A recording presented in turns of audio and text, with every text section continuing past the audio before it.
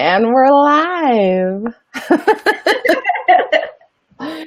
Hi, everybody. Happy Monday. Welcome to Daring to Suck TV. My name is Keri-Anne Livingstone, and I am so excited to be here with Crystal Quibell. Quibell. Yep. And I'm going to share a little bit more about Crystal. What I'm here trying to do is to help bring these conversations to light, to help reveal all of the things that we must navigate through life, death, and all the WTFs, and bring people onto this show that are really willing to have these bigger, deeper conversations. So that is why we're here. And so welcome, everybody. We'll give everybody a chance to show up. Yeah. But that is what we're doing here. So, yes. So Crystal Lee is an author. She's a freelancer and a host of Literary Speaking, which is a podcast for aspiring writers. She's a memoir junkie and has a serious addiction to chocolate, cheese boards, and all things vintage and spooky, which I love about her. I love the word spooky also. She's a proud feminist and a perpetual student of publishing. She lives in Ontario, Canada with her husband, her 3 kids, and 2 adorable dogs. You can read her latest essay in the book anthology, The Magic of Memoir, which is an inspiration for the writer's journey. So you can see why I'm here with Crystal. The other reason, the backstory here. So welcome, Crystal. Thank you. I'm excited to be here, Keri-Anne. Me too. A bit of backstory about how Crystal and I also know each other is that, okay, we're live, just double checking here,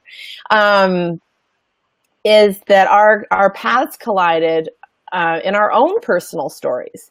And I love how that works. So we're going to talk a little bit about that, but we ended up colliding on probably not great part of our journeys, and like kind of a really sucky WTF moment. Yeah. Where we ended up, feeling frustrated and I don't know, just wondering who we were in the story that was being told, which was around like being authentic or being held and having our own story held in a certain way. So we bonded around that, and that is also why I invited her in here, because she brings that warrior kind of feminist witchy energy, which I love. To leadership. Like really, Crystal, one thing I love about you is your willingness to be so authentic, so open, so just look and see. You're a memoirist. So that is what we're also going to talk about telling your story, right? Mm-hmm. So welcome. Thank you. Mm-hmm. Is there anything you think I missed there in your introduction that you would really love to frame our conversation?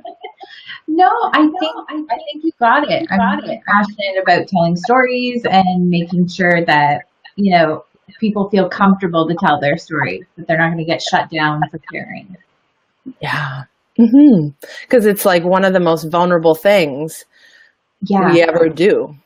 It is. It's such a big deal to open up and speak to a person and say, here's something that happened to me. Maybe it happened to you too, maybe not.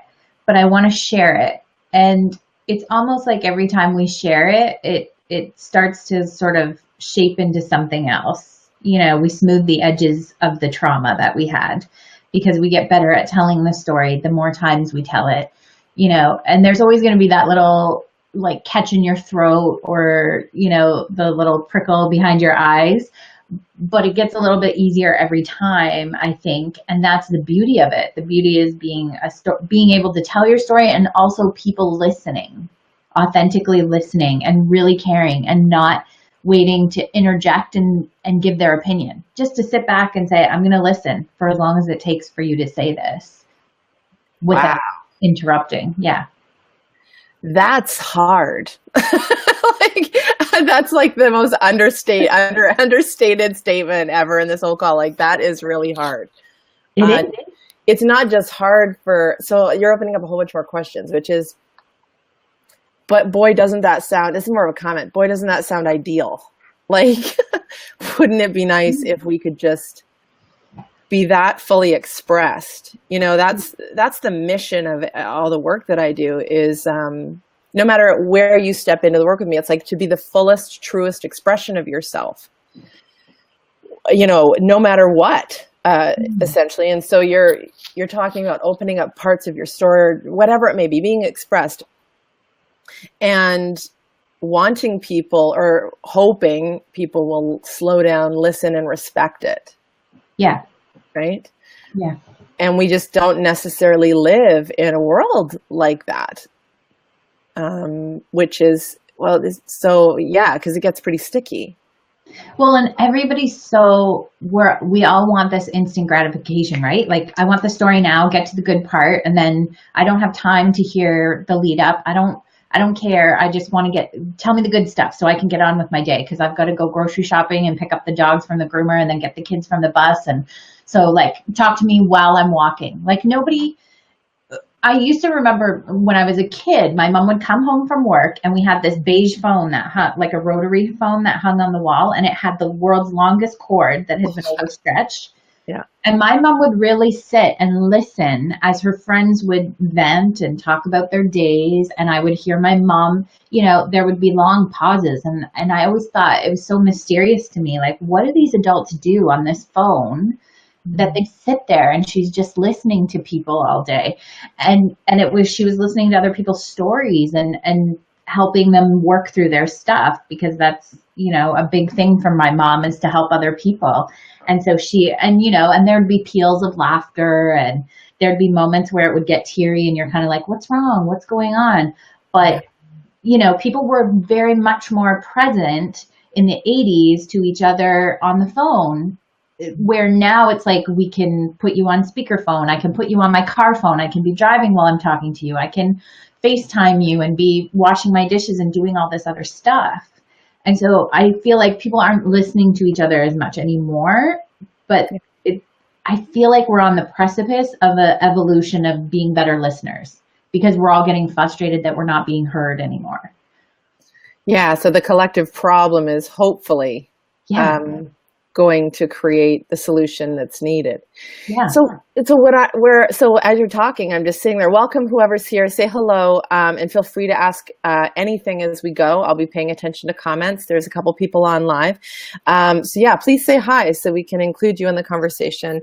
I guess one of the hopes I have in this call is to help people understand, or help them, be more expressed. And what you're bringing in is this element of other people, this element of the outside world.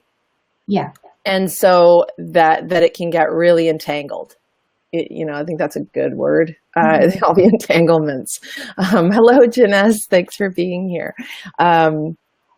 Little hello from Janess there. Yeah, you can do all sorts of witchy things over here and you don't even know. Yeah. So this is where, part of me just goes, oh, like when you're like, we need to talk about the thing that wants to come out of me right now, which is this, which to me, I feel like the first most important thing around our story is to, forget about everyone else, and that sounds like a radical act, doesn't it? Just do that and it will be fine. Is to just, I feel like I think you're speaking to something, which is this expectation that my story must be heard by other people. Mm-hmm. My story must be accepted by other people. My story must be listened to. My story must be given time. My story must be shown respect. It's tender. Like, even just saying that, it's like, this is an honest admission from what I'm aware of in my own personal story, but the people that I work with. And man, that's a tall order when we're out in this ridiculous world. So I guess the one thing I want to throw out there is, from my perspective, I feel like the most important person that needs to hear your story is you first. Yeah. Right. So, and you're talking from a writer's perspective as well. So the importance of, what would you say around that about you and your own story? Like before, I don't know what the question is. There's something about, when do you choose to share it? There's the question. So when I started writing, I was so excited, so naive. I thought, I'm going to go on a writer's retreat, come back. My book will be ready in 6 months. I'll have it published in January. That was in 2013. We're in 2017. So 4 years ago? I'm terrible at math. 4 years ago, and I'm just querying that book now. And that book, when I started to tell the story, it wasn't the story that it is now. When I started to tell the story, it was about this, traumatic event that had happened to my husband and I, and how we overcame it. And I was told to stick with that story, just that story. And I was like, but there's so much more to tell. And I've always kind of felt witchy and intuitive, and I've been through sexual abuse and physical abuse, and all these crazy things have happened in my life. And I knew I wanted to tell a story. I just didn't know what story I wanted to tell. Which one wanted to be told, and how did it want to be told? There were so many aspects to it. Mm-hmm. And so the past 4 years, it's really been working through that, and knowing what I know now, I wouldn't have told anyone I was writing a book. Not a soul. Maybe my husband, because he's my biggest cheerleader. I wouldn't have told anyone, because the amount of messages I got on Facebook, the emails that I got from people, should I be concerned? I heard you're writing a book. Should I be worried? I even had people that I considered my dearest friends shut me out completely because they were terrified I was going to tell their secrets in my story. And I was like, that's not my story to tell. Those are your things. And I covet those secrets that you've trusted me with, and they go to the grave with me. But I guess it's hard for people to trust when they're friends with an author that their secrets will be safe.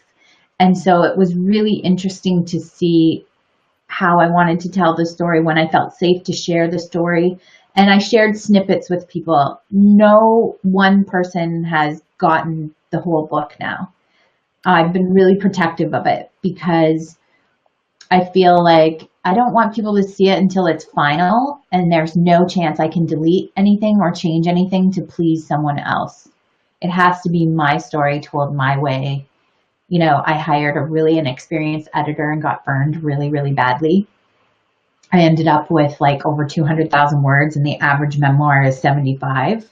Right. And it was a really hard experience because there were things that had been rewritten and told using words I wouldn't use and saying things I wouldn't say.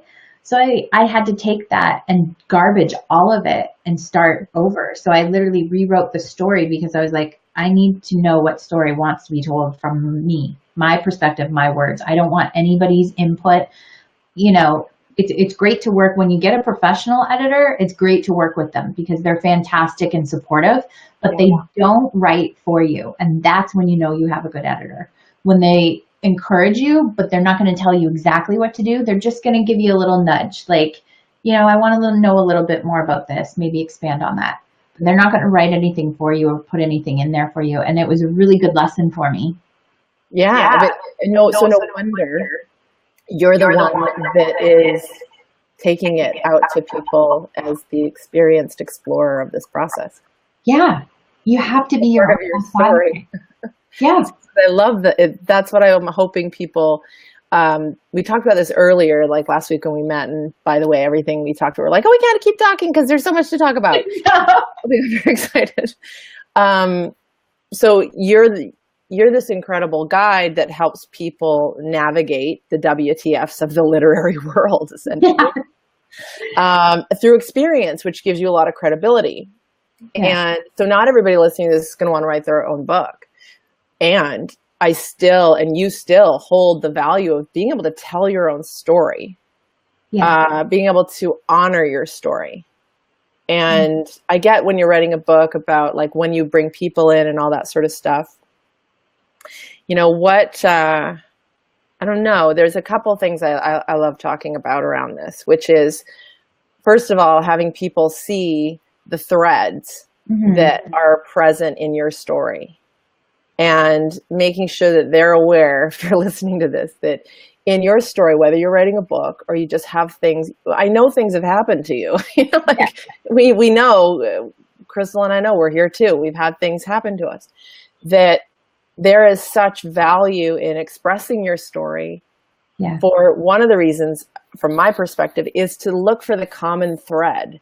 Because the common thread, like listen to the story that Crystal shared about your mom. Your curiosity was right there Yeah. about what were they talking about. There was like an intrigue and a mystery about, and also learning from that perspective, like what it's like to listen and make space for it and to honor and all those things. But, and just learning through your mom, which is incredible. So that was from a young age, and then so on and so on. You go through some stuff, and then there's this compulsion in you that wants to share it. You happen to want to share it on a large scale. So some people want to share it through different ways, through a podcast or maybe through a blog, maybe an anonymous blog if my teeth want to work. So there's all these different spectrum, like layers of the spectrum of where you want to express it. But looking at the common thread, so of course you've had that experience where you got the shit kicked out of you, because from it you created this thing that really honored the story, and then that really came through you, and this is the work that you do in the world that feels incredibly meaningful. Yeah? Yeah. Like I'm excited almost every day. You know, I still have my bad days. Even this morning I woke up and like my book's out on query. So you're waiting and you're getting rejections fairly frequently. Like I think I've gotten 6 or 7 by now, and I just sent it out a couple weeks ago. And one person has more interest and a couple others I haven't heard from. So it's like this waiting game, and you're kind of like, oh my gosh, here I've nurtured and built this little baby, and I'm sending it out into the world, and I'm getting, and I thought the rejections would hurt, but I was like, no, that's not the person for me. I don't want you if you don't want me. Like I want somebody who wants me, who reads the first few pages of my story and says, yes, I get it. I want to sell this. I'm excited for your story. I want to build a career with you. Like, sign me up. Where can I sign on the dotted line?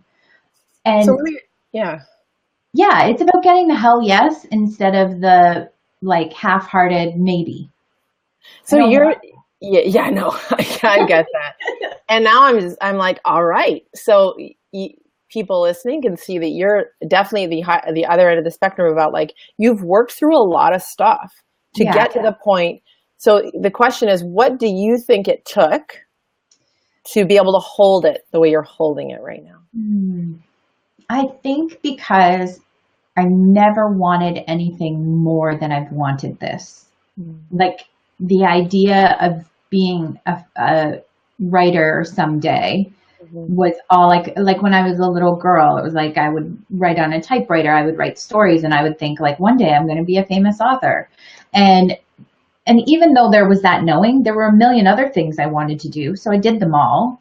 And you know when you're not happy doing something, and you know when you feel good, you feel joyful. And I was thinking the other day, I was like, what if this book never gets published? What if nobody wants it? And people are like, oh, you can self-publish. And I'm like, no. I'm like, if it doesn't go the traditional route, I will save it as something for my children and for my husband and people that come after me to read. But for me, it's already written. Like, I'm already a writer. So it was like chasing this rainbow. Like, I'll be a writer when, I'll be an author when, And the funny thing was, when I got the notification that my essay was going to be published in this book in the fall, I was like crying. I was so excited. And then I announced it when I got my little galley copy. I'm like, look, I'm in print, I'm published. Think about my life. It didn't change the fact I still didn't feel like, oh, this is it, I'm a writer. Like, that wasn't it. It's when I wake up in the morning and I come down and I make a cup of tea and I get in my office and I start writing. That's when I'm a writer. But being in a book, like, it's nice. It's nice to be like, oh, look, I did it. But there's always that sort of, you've got this build up, and your expectations of what you think it's going to feel like when you reach that, get that final gold star. And then there's the letdown of like, oh, that's it.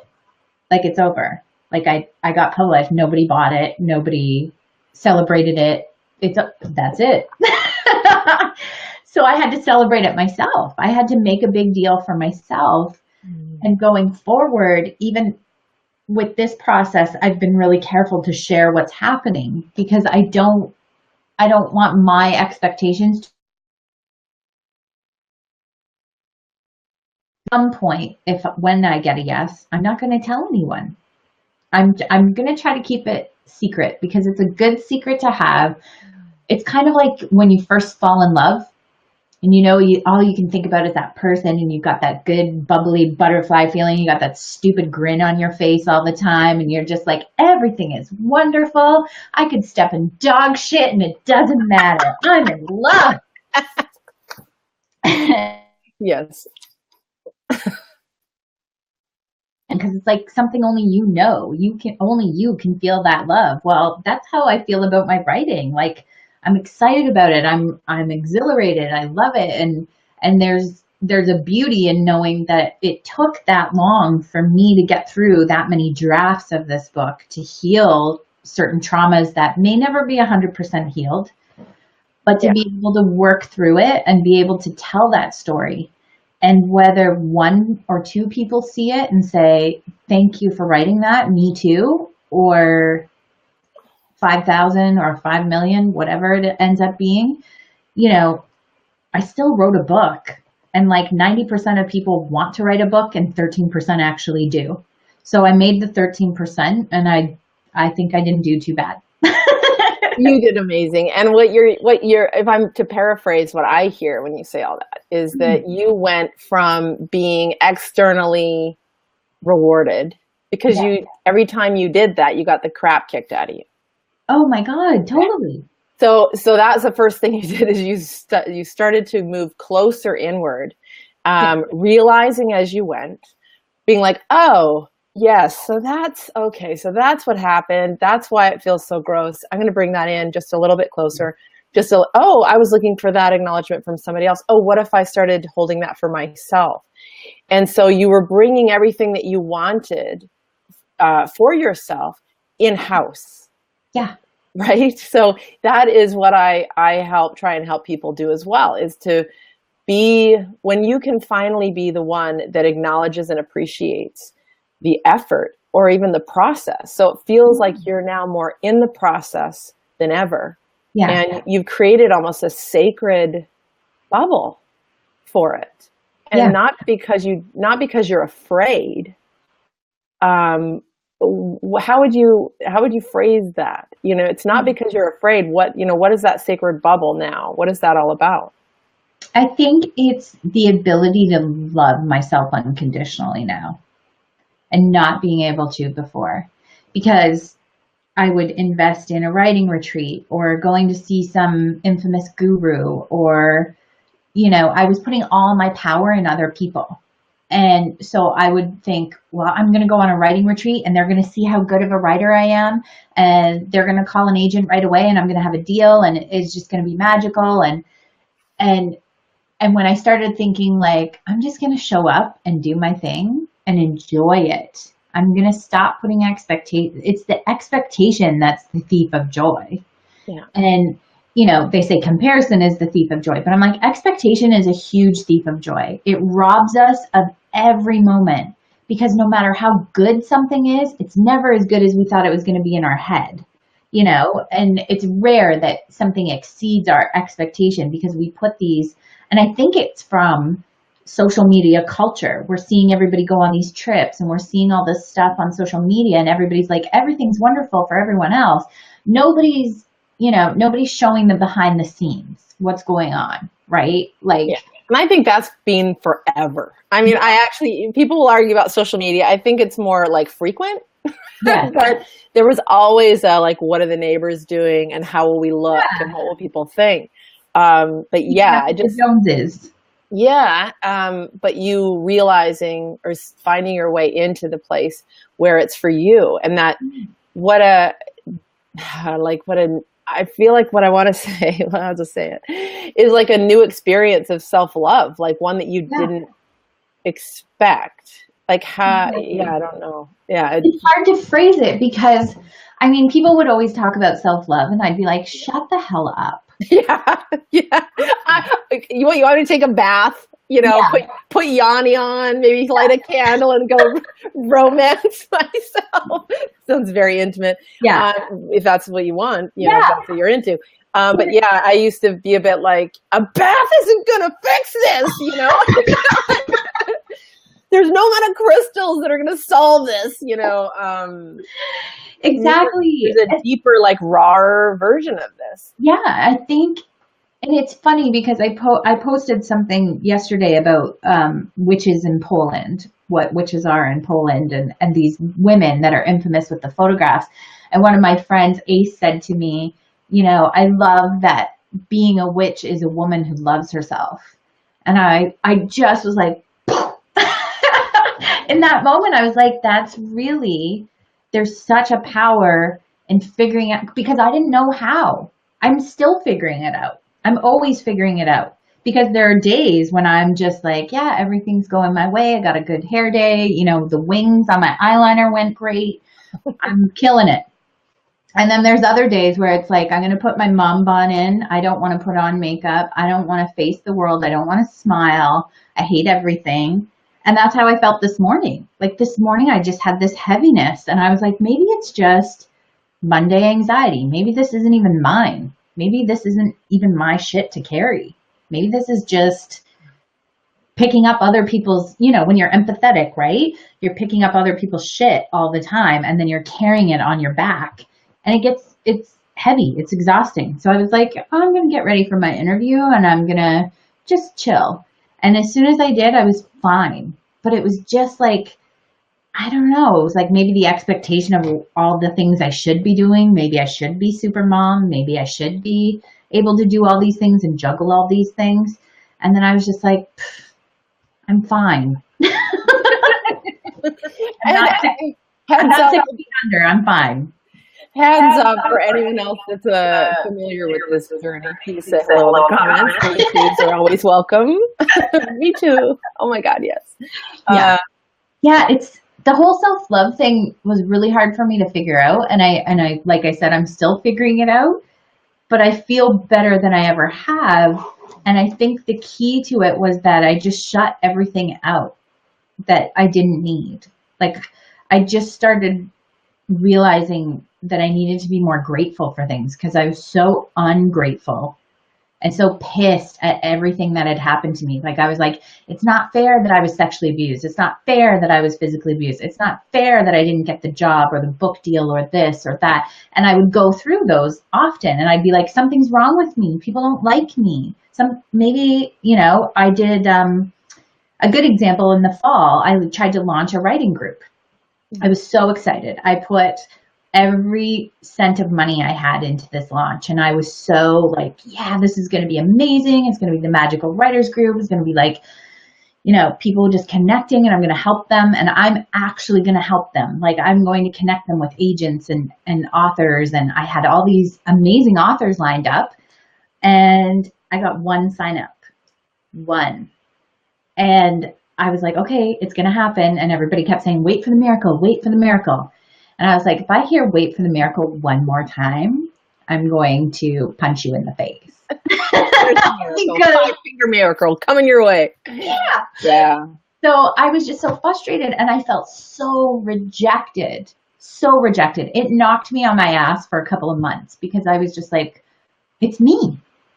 Like I did all the tech stuff right. I did all this right. So it's me. Something's wrong with me that they don't, you know, because people ultimately are buying you when they're buying a program or something. They're buying into you because they connect, or there's something there that they like and connect with, right?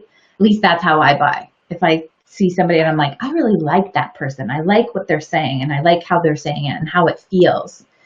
And I was like, maybe I made people feel bad. I don't know. I could not figure it out. I couldn't figure it out. And I hadn't finished my book at the time. And so I laid in bed for 2 months, like crying, watching Netflix, and, you know, wearing a mom bun and no makeup, and just generally just constantly asking, why me? Why not me? Why not me? And all these other people are like killing it, and I'm not. And I never got 100% the answer, but I think a big part of it was that I was seeking so much validation from that launch, like thinking, if just 50 people signed up, if just 20 people signed up, it would mean this. It would mean like I'm valuable, I'm worthy, I'm lovable, I'm likable. And what I realized was, when I was doing my launch, I knew I got an intuitive hit, and the election was coming up, and not to get political, but it was pretty awful. And I think people really felt it, and nobody felt inspired, creative. Nobody wanted to join a writing group, for God's sakes. Everybody wanted to go hide in a hole. And so, or burn shit down. Yeah, or like rage. And we're all feeling that way. And I remember at one point consulting somebody that worked for me, and I said, maybe we should put this off. I don't have a good feeling. Like, things haven't picked up. The election's got people kind of all over the place. What do you think? And they're like, no. Go ahead, just like normal. Mm-hmm. And, I think it was like the day before the launch was to close, the signups were to close. I just sent an email out to people, and I'm like, you know what? I don't know what I did wrong, you guys. I'm so sorry. I flooded you with emails that didn't sound like me, it wasn't me. It wasn't me. I was being like marketed and packaged and put in this little shell, and that wasn't who I was. I should have wrote my own copy. I should have done my own thing. But instead, I was just giving all my power to other people.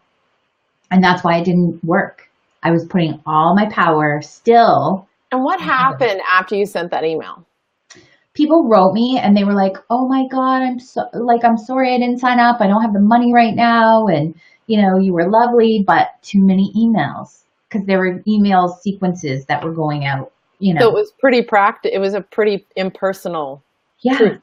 Yeah. And people were just like, and I had targeted the wrong market. There were a few factors, but overall, I think it's because I hadn't hit that sweet spot yet. I didn't have the confidence in myself, because at every time when there wasn't a bunch of signups after a webinar, I'd be like, oh my God, it's me. I said something. I did something. Like, we need to watch it and analyze everything I said and how I said it.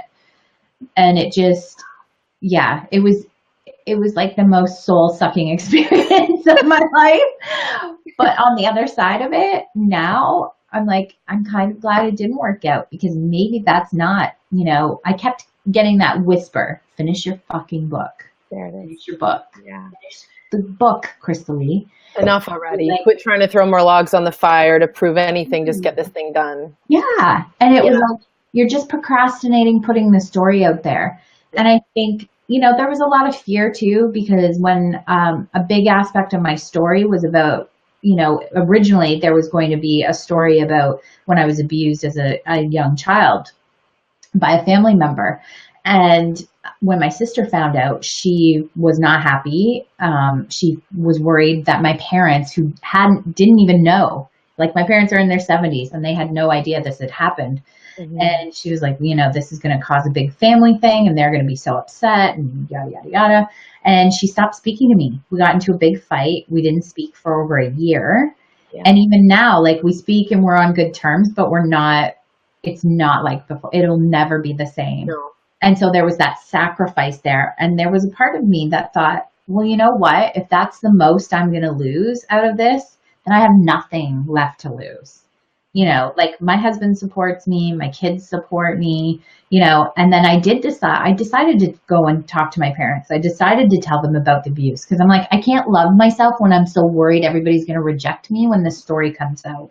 Thank you for saying that. It's very powerful. Yeah. And I went to my parents, and I was terrified, like shaking and crying, and my husband came with me. And I remember, like, we kind of built it up because we lived 45 minutes away. So we make this phone call, and I said to Dan, I'm like, I got to rip it off like a Band-Aid. Today's the day. We just told my mom we're doing it right now. And my good friend Kelly was watching the kids, and she knew what I was doing. And so thank God for her, because she was like, I'll watch the kids for you. And so we drove, and we told my parents we were coming, and my parents knew. They said, we figured something was happening. Yeah. And when I told them, here I'm expecting them to be like, are you sure? Because I've gotten that. Are you sure that happened? Are you sure your therapist didn't put that idea in your head? Are you sure you're not exaggerating? Like, the awful things we say to people that have survived sexual abuse or rape. And my parents were just like, oh my gosh, I'm so sorry. We had no idea. Are you okay? And they were so loving and so not what I thought. And here I'd kept this secret my whole life, terrified that my parents were going to lambaste me and, like, excommunicating from the family. And they were the opposite. They were just like, oh my gosh, there was this one thing, they were trying to piece it together. Yeah. And I think what happens too when you share things like that, and that will come up when you're sharing your stories, people will be triggered. Yeah. And sometimes it brings about silence and crickets. And sometimes it will bring great conversations that open up that you never imagined you'd have before. That's right. And for me, it opened up a conversation. My great uncle had actually been the first person to abuse me when I was 2 years old. And I had I have bits and pieces. And so piecing the puzzles together. And my mom said, she was like, it was awful because it was mother's intuition. And she's like, I just knew. And she's like, I turned the car around and came home. And when I got there, he was crying and apologizing, and you had a cigarette burn on your arm and you were crying. And she's like, I knew, right? And I was like, well, no mom is perfect. We've been exhausted. I was the youngest of 6 kids. So, there's times when you just have to get to the effing store, and then you're halfway there and you're like, oh my God, go home. No, bad choice. Yeah. So, I mean, there was a lot of pain in sharing the stories, but there was also so much beauty that came out of it. And I'm sure things will evolve with my sister because we're just starting to communicate after over a year of silence, like complete silence. So, I think it's just, you never know how it's going to affect somebody to hear the story, how it's going to help them, or how it's going to bring up something they're not ready to face. Yeah. There's so much in what you've shared, and thank you for bringing such realness to this conversation and such vulnerability. This is exactly, I just thank you with everything I've got. Oh, thank you for having me. I hope it helps somebody, anybody. I have my own version of this, and I say luckily. So this is something that was brought to me from somebody else a couple weeks ago. Actually, somebody in my family. I guess the very first episode of this show was on the anniversary of my dad's death, and it was just a stream of consciousness about like, gosh, you know what? I think it's time to just talk about the things that I believe in, or why I am the way I am. Because some people are just like, how do you see things this way? And it's through a series. I brought it back to my own experience with sexual abuse as a child, and I blurted that. I blurted a few other things out, that I used to go to AA meetings with my mother and like all sorts of things. And afterwards, I was like, oh damn, that I just said that, but it wasn't even an oh damn. There was just like well, that's what happened, and so my version is different than yours, but similar in that I didn't wait. I waited a couple of years from the time I was 5 to maybe 8.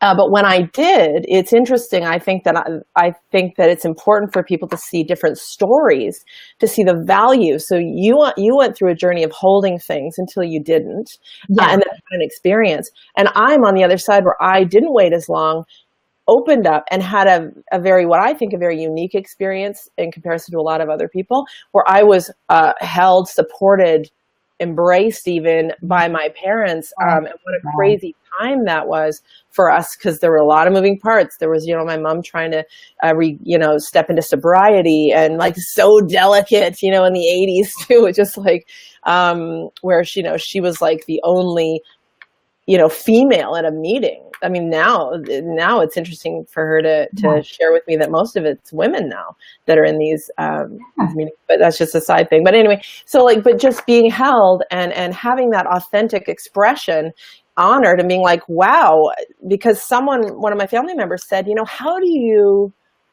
share all this stuff without repercussion from family? And I just said, gosh, that's a really good question. I think a lot of it has to do with the fact that I was blessed with that experience that I learned quite early on. Like, thank God my parents, my dad and my mom, basically made me feel like I was honored, that my voice mattered. A lot of kids don't have that experience. A lot of them hold on, or they worry that they won't be held that way, like yourself maybe, and then they wait. But for you to have that ultimate experience later on is incredible, to know that those two exist at different places on the spectrum. But more importantly, the way you show up, for yourself. I was innocent in the way that I didn't have all that thought behind it. It was more like, this sounds weird, but why not go there? I think sometimes I was just blessed with the fact that I was closer to that innocence, like that total knowing of like, of course I'm worthy of being expressed. In a way, like there was just a very straightforwardness about it, the way I did it. And I think innocence had a lot to do with that. Like, well, no, this needs to be said. Why I held on to it for a few years, I think I was picking up on the vibes, but there was this fish or cut bait sort of moment where it was like, I would have to say it. And then from that, I was sent on a trajectory of being the fully expressed, like, honest to God, I was like, I'm the most well-adjusted, like, sexually abused. There was a part of me that felt really like, wow, look at me. Like, to be honest, I felt a sense of pride. It wasn't boastful, but it was like, I remember being like, wow, that made me feel very strong. To feel like I could say the thing, not be hated, not be turned on. Wow. So that to me explained it. I said, listen, maybe it's because I was held so beautifully by my parents and honored that I never felt like the need to be validated by anyone else. That being said, though, I think that's what the struggle is in telling our story, is that we want to be received, we want to be held and nurtured, and we're looking for that from other people. And that's where it gets... You don't know. You have no idea how your story is going to land with other people. And I guess what I want to help facilitate more and more with people is to begin to tell their own story with themselves, uninhibited, this raw, like radical acceptance of all of the stuff. But you're the audience that matters most. And I think some people feel a little bit like, oh, but that's not good enough. You know, they want that immediate, they want the external, but really you can almost sense the insatiable desire of that external. Like, what if they just said, oh, okay, like, we don't hate you or whatever, but like, what if it just, you know, they didn't turn on you, but there's almost this insatiable, like, more. And the more that you want is the more that you can actually give yourself. So, so I hope people, you know, watching this take, you know, just understand that the human nature of it, like the human, it's natural to like want to be loved and to want to have that, that being received and held. I was blessed to have that as a child. I don't think that was a mistake. I think that was a support that, as you can see, led me into like the teens, and there's a whole other thing that happened there about it. And then into my 20s where I ended up taking the hand of another abuser, and again and again and again in various ways, right? Like as your story mirrors, right? So your message holds similar stories, but there's a uniqueness about it that I think is warranted with each person. I think we each have our own unique kind of blueprint. It's almost like lace. You know, they say when people make lace, doilies and things like that, there's almost like a unique, or a snowflake, that maybe isn't a great comparison, but that each one is unique and worthy of being valued and expressed, whether it's to anyone external, but to just hold it, to be able to hold it within yourself first, and to move through all of the layers. To me, I think that is a very powerful place to play.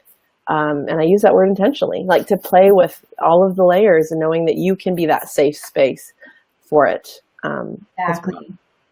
There's a big, I mean, it's the threads. Like you were saying before, you start to see a thread, you start to see a pattern.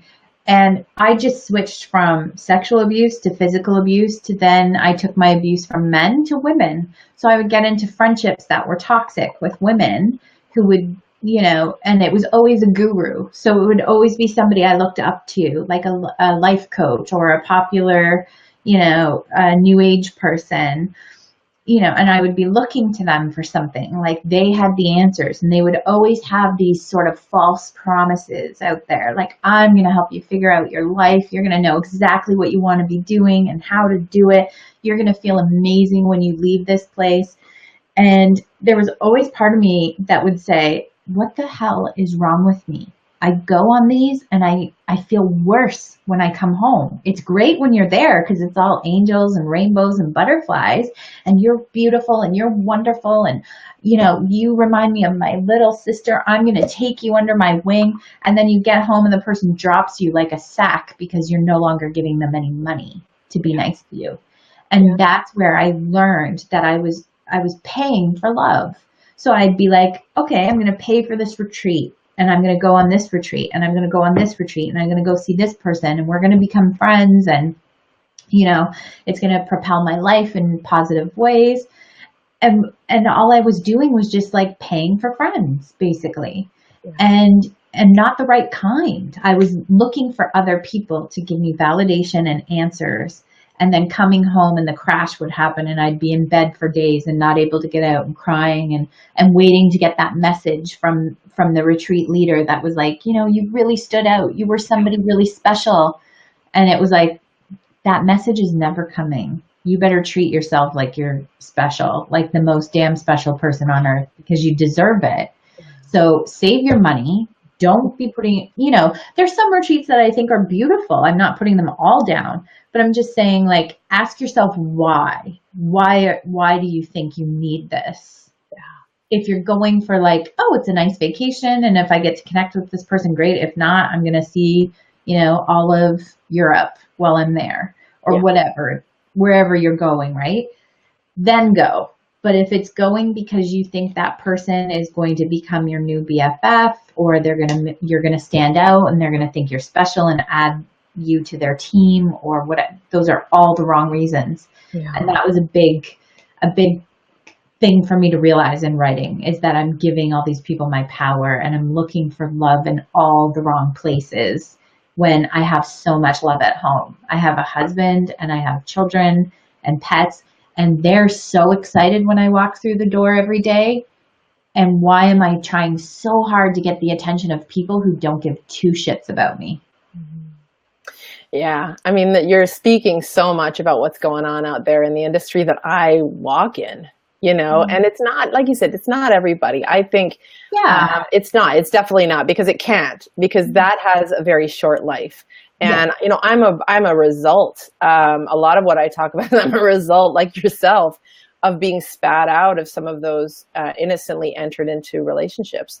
And that there are things that need to change. And one of them is to help really what empowerment really means. You know, I talk a lot about vulnerable leadership and, you know, there aren't a lot of people out there. I don't know if that's true, but I guess I make a bit of an assumption about the shift from the old model to the new. Mm-hmm. And I feel like I help facilitate because it's a pretty messy thing, like to go from your head, like that masculine, I've got to do this thing, I've got to be this thing for people. I must have my shit together. You know, I've been doing this stand-up comedy thing that I've been dared to do, and but it's not going all that great. I found out that I'm not super funny when I actually intentionally try to talk into a microphone. It's been a bit of a disaster. But one of the things, like one of the people in my group, like I mentioned that I was a life coach or like a coach or something like that, and he said, "Oh my God, like this is crazy!" Like, because I joke a lot about how messed up I've been in the past, or like my ridiculous thinking, and he was like, "Whoa, like I would only hire somebody that had their shit together." And I thought that was not an accident that I heard that, because that is exactly what I'm that I advocate against. Like in fact, it's really interesting that it was a man that said that, and not that I'm a man hater, but very, very interesting. That stood out to me because it's like, of course you would say that. And I looked in and I said, actually, some of the most successful and impactful coaches I know are beautifully messed up. Yeah. And I just stared at him, you know, bore a hole in his soul. But no, I was like, wow, that is exactly what I want to bust up. Is that to take that shift from the head in a more visceral experience of yourself, to understand about the being how you show up, and what are we really trying to do here? I think what we're trying to do is connect. If you're authentic and you really mean what you say, that you want to have an impact, the impact isn't going to come from above the neck. It just, we can read books, we can go and we can, I don't know, the tangibility stuff. We can do all that stuff. But if you're not, if there's not a being presence around it, if there's not a showing upness, then it's all just action and no love. It's just like, it's fruitless, and people sense it. Yeah, sorry. My dog's going nuts. I'm so we must be hitting on a nerve. Oh, girl. But it's interesting that she's doing that while we're talking about, somebody saying, I would only hire somebody that has their shit together. And I don't want to connect in a way where it's like, look at, I'm so perfect and lovely and nothing ever goes wrong. And I'm just this amazing, empowered woman. That is a total crock of shit. Like I said, like this morning, I was losing my shit over nothing. Like I was crying and I was a mess and I was anxious. And my husband's like, I feel anxious. I don't know if it's because you're feeling anxious. And everyone's admitting everything. It's like a very authentic thing. It's like life happens and we're not perfect. We're far from perfect. And I have so much more appreciation for people that put it out there. They just put it all out there and they're like, look, like I am not the family photos I got in the fall of 2015 that are plastered all over my Facebook. In my house, there's a dog pad that has poop and pee on it from my dog that's over a year old because we haven't trained her, and the dishes aren't done. And there's like my daughter's underwear on the stairs when I open the door to get a delivery. Like life's messy, and I wish more people would just be like, it's fine. It's okay. Well, we're getting just completely married here, because Ernie's saying that she connects with people who are willing to be vulnerable and real. Yeah. Right? And then Mary's here chiming in. Thank you, ladies, for being here. I don't think anyone has it all together. If someone pretends to know it all, I feel disconnected. So this is why this vulnerable model, this new model needs to be modeled, which is kind of what we're doing here. Some people may not want it. I think there are people that are like, no, I really do want someone to like strive to be like, and I think that we each deserve our own experience to explore, frankly. Yeah. And so that's where, like, I needed to experience my own version of like buying into a guru, getting, so beautifully dazzled. Oh God. Just feeling the romance I had about, and she's going to see me, and she's just going to be like, it's like, it reminds me of Ralphie from A Christmas Story. Like, where she's like, oh my God, this is just, and like everyone, right here, this one, just love on her and all that. And I don't think it's an affliction that we recover from overnight. I think I continuously feel that. I still have that, there's always that pull, right? And I think like, as much as I want smoke to come out of my ears and make my dog shut up right now. I can't hear it anymore. I mean, I can hear it, but I'm not paying attention. But there's, it's like, I feel best when I show up as me, because I could have like put on robes and sort of tried to look a certain way for this interview. Even I could have been like, oh, should I wear a cape? Should I show up like witchy? Because I think people expect that. The next time you can do that. Yeah, I'll do that next time. I'll fly in on my broom. But I think people sometimes think that, right? They expect that. And it's like all this expectation that we're all putting on each other is just insane, like I do it to my friends even, like when I got my essay published in that book, I said to my husband, I'm like, nobody bought it. I don't think anybody bought the book. And I'm like, and nobody said, let's go out for dinner and celebrate. And there was part of me that was like, but why are you expecting them to celebrate that? Why can't you and your husband go out and celebrate? And why can't you be happy with that? It's like always wanting more. And there's nothing wrong with wanting more, but when it's starting to make you miserable all the time, that's when it's an issue. You bet. And that's helpful for anyone listening because the first few steps, if I were to boil down my work, it's like tune in. How does it feel? Like, how do you feel? Tune in. What feels like it's move it in flow. Woo woo. That's great. But what doesn't? Like, that's where you need to look. You know, you tune into that and then you start speaking up for it, writing your story, like what you're doing, this memoir, write it down. Yeah. And that whole idea of, oh my God. So I talked about this with my group the other day, and they were saying, you know, what is that with writing it down?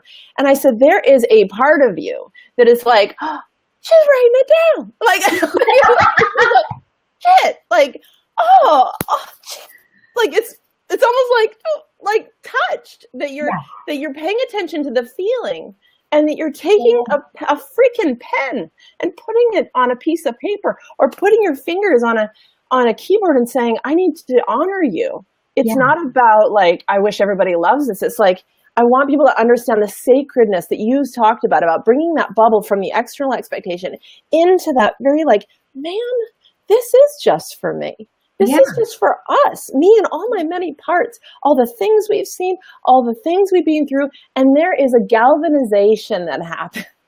There is like an inner sisterhood that you are demonstrating in everything you shared, which is each story you've shared, each time you've expressed it. So speaking up, people think, oh my God, she's the one to tell them. She wants me to get my megaphone out. And I'm like, no, it's like speak it, write it, talk to yourself, find a trusted friend that you can create a quick agreement with, which is like, please listen, don't talk, no talkie, just listen or hug me or hold my hand, create that quick agreement and know and learn what it's like to be fully expressed. And guess what happens next? There's feelings, feel it, right? The speaking up honors the self-expression.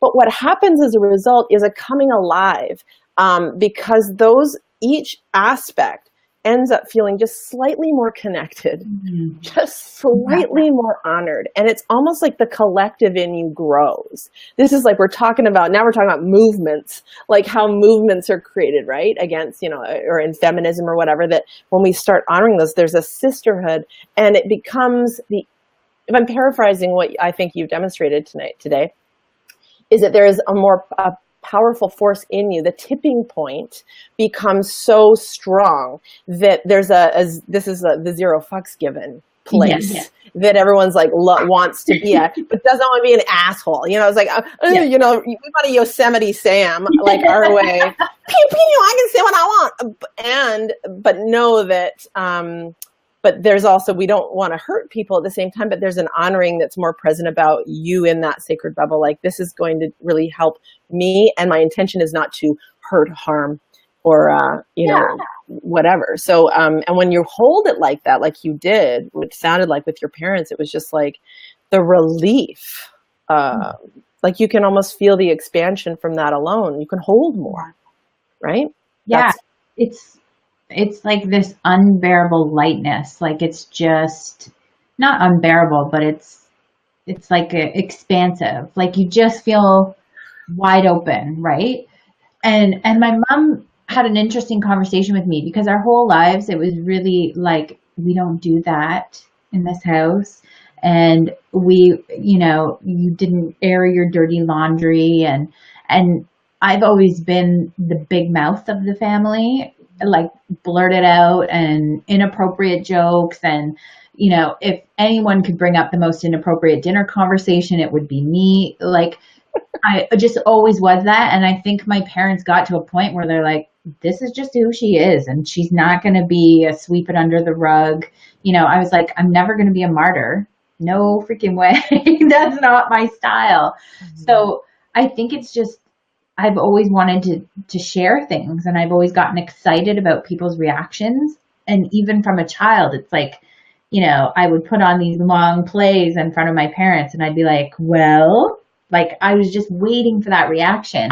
And I think I felt so much better when I did write and tell my story, knowing that in a way I had their blessing, but it didn't also matter. Like, I got to a point in my life where I was like, this is literally going to eat me alive from the inside out if I don't. And I'm like, what would the world be like? Like my brother texted me when I told all my siblings as well, in different time frames about what had happened. And my brother, Billy, who's like one of my other biggest fans and I love and adore, he said, you know, if only everybody could tell their story, it would heal the whole damn world. And I was like, you're so right. If only everybody could tell their story, even if they knew just one person heard it, felt it, resonated, you know, what it would do for people, you know, and all admitted. There's a whole place in my system that's admit your shit. Can you imagine because admission, I know we're kind of opening up another topic here, but it's like the admission of like, so this is what happened with me. This is how I felt about it. This is what I saw. We imagine like the atom bomb of energy that would go off. Like to me, I feel like it would be the best A-bomb nuclear war in a way, but it would be like everything would, I almost feel like the trees would grow like even more, the pollution would be covered up by the earth. Everything would just fucking heal itself in a way, like with that energy of relief and admission. And if we listened to actually just allow like each person their own experience, as opposed to what typically happens is having reactions, but we make that about them, and instead of owning the fact that there are reactions, which is a radical thought for a lot of people. Like, what do you mean? You know, it's like, yep, that's true. Like your reaction is yours, not about her story. And please take responsibility. And so what you've done is you've taken responsibility for your own experience by telling your own story. Now it's in a more sacred bubble where it is for yourself, and seeing the intimacy that you can create with yourself and how that's overflowed into more sort of expansion in your life and business and self-acceptance even. It is. I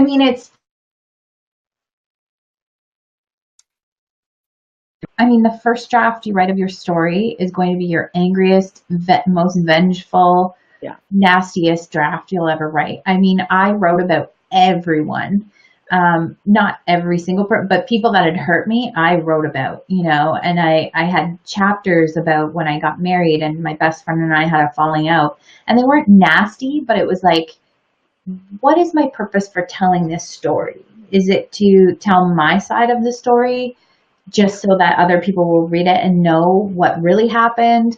Is it, you know, is it a slap in the face to her now? Because now we're actually on good terms and we talk, and I thought, you know, like, we may not be best friends now. We may not be those same people, but that was a long time ago, and it's time to let that shit go.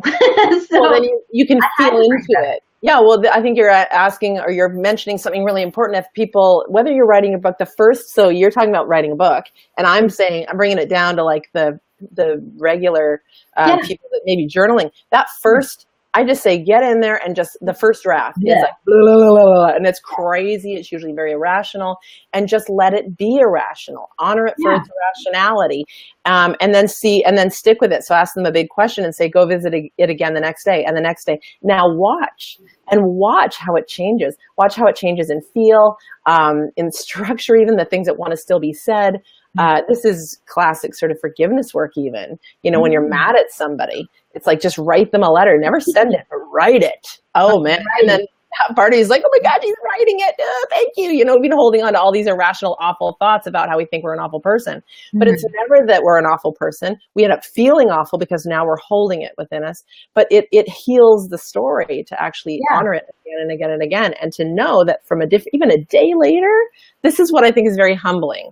I think you'd agree with this, is that even 24 hours later, it is a different vantage point. And it's like, what? I did not expect that. How humbling is that?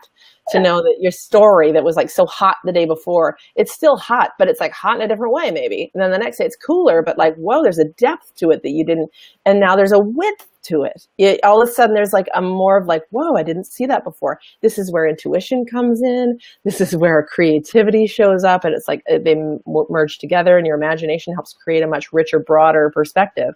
And you end up blowing your own damn mind. Yeah, it's crazy. And I mean, for all the joking I do about journaling, because I'm like, get out your journals, ladies.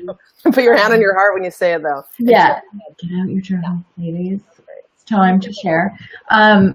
But yeah, I think like the whole dumping it all out on the page, there is like a therapeutic process that happens there between that and then, even if it's your journal, when you go to tell that story, you're going to tell it differently the next day and 2 weeks from now and 6 months from now and 6 years from now. That story takes on a different vantage point.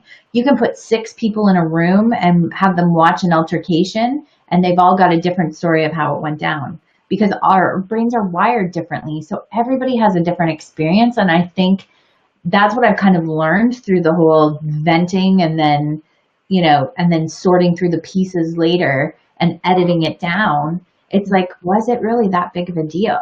Or was that really as traumatic as you thought it was? Or this was actually really traumatic and you didn't even realize what was going on, Being surprised. Yeah. Being surprised. Yeah. And I think I think what gets me is that I read all these books by these amazing women authors, and I'm just like, holy smokes, you're just powerhouses of transformation, like showing us how to do it, leading the way, paving the road for me, and all the women authors that have come before me and the ones that are going to go in front of me.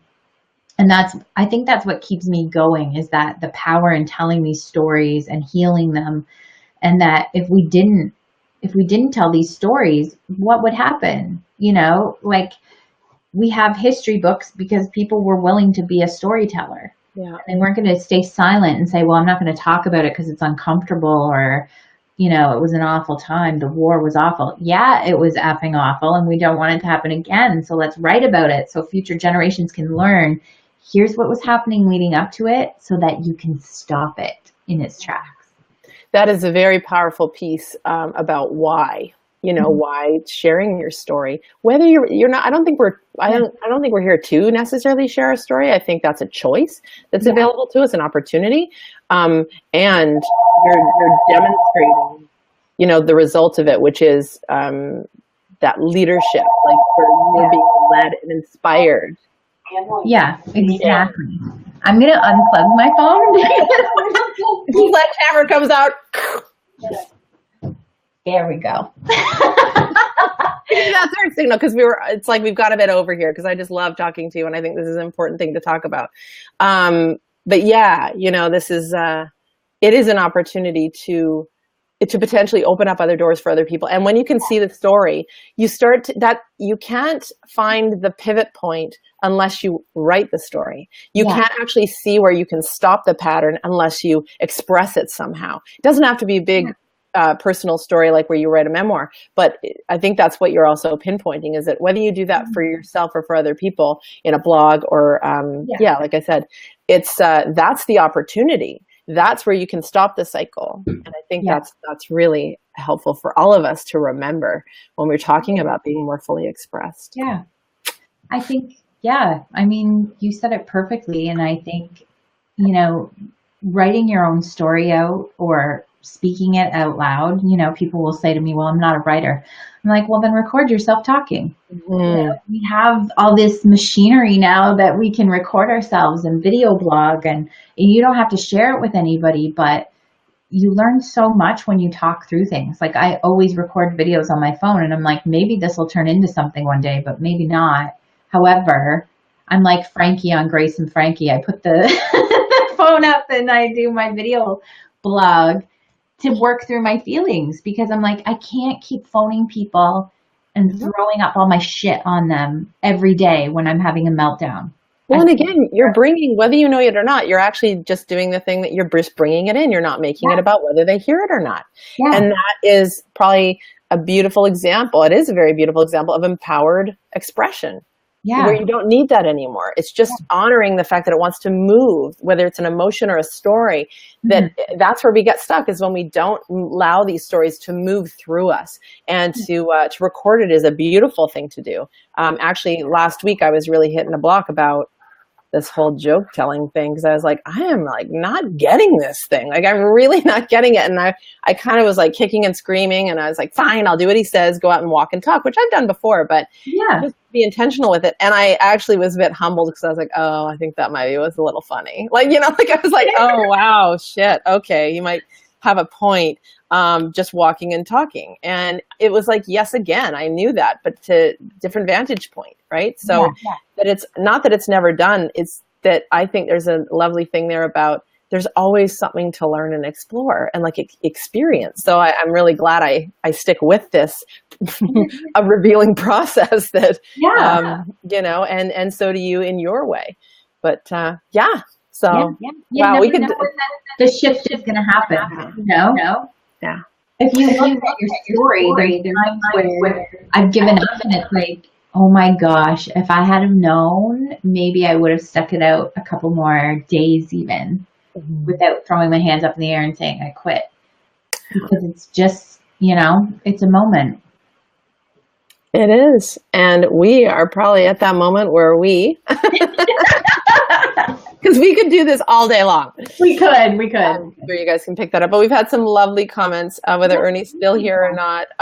Ernie's just saying that when I read and heard you on Facebook Live, Keri-Anne, being genuine, real, and that's why she feels respect towards me and loves what I'm doing and being. So, I mean, thank you, Ernie. And I think we both, want to model this. I think we all want to model that. And just a thank you from Ernie that this is great. We're both being real and genuine. So thank you. Well, thank you for having me here. And thank you to everybody who watched. I mean, I could talk forever, obviously. I want to help people find you. So I'm going to see if I can put this up. Yes. This is how we can find her. And I will also put a comment somewhere where I can put a comment where people can actually click on this and connect with you. I'm always happy to help give somebody a little bit of direction. You know, it's scary out there when you decide you want to tell your story, and sometimes you just need to share it with somebody. So I'm always a safe space if somebody wants to send me a story. And just give me a warning if there's anything that's in it that may be triggering. So I know, so I'm just open it up to a surprise. But yeah, I really hope more women share their stories. I hope more people come forward. And that's how we can heal the planet together. Everybody just telling their stories and feeling heard and valued and valuing themselves. Yes. Amen. I agree to everything. Yeah. And thank you so much for being so real and so open. Oh, gosh. Because there's a ripple effect here that people are going to be like, you know what? These two talked about some real stuff. What's stopping me? And that's my wish for all of this. Yes. And that we, whether it's us or anyone else that you feel safe and supported with, that we do exist and that there is a movement that's available to us to just be more fully expressed and feel safe in ourselves, first and foremost. So thank you for helping me communicate that, Crystal, in such a very Keri-Anne. So much love to you. And everybody, thank you for being here. If you guys have any questions, please land them here. Crystal and I will be answering them after the show. And thank you to All Things Daring. Yay! Bye.